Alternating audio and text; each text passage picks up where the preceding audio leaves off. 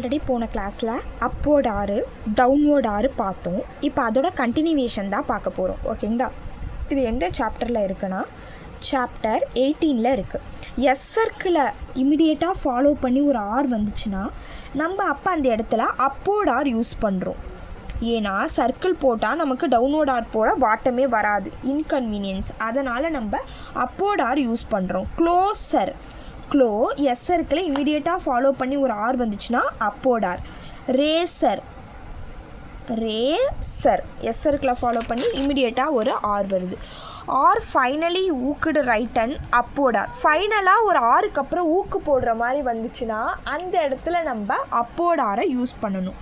ஸ்பேர்ன் S P upward R என்.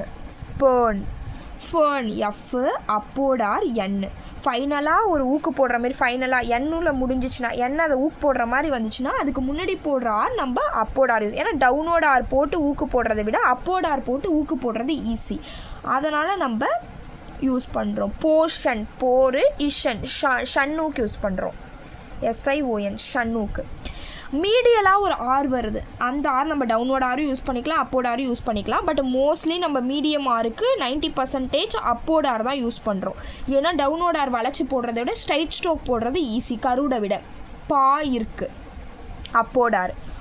பான்ஷிப் பா இன்ஸ் இப்.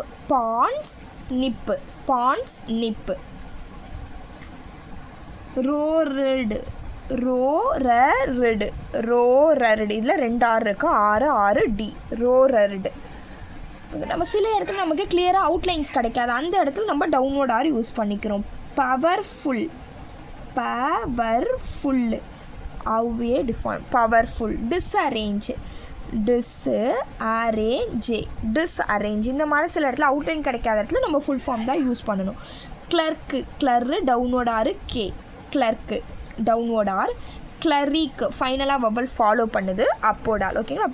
வவல் முன்னாடி வர்றதுனால டவுன்வோர்ட் ஆர் யூஸ் பண்ணுறோம், ஃபைனலாக வவல் வர்றதுனால அப்வோர்ட் ஆர் யூஸ் பண்ணுறோம்.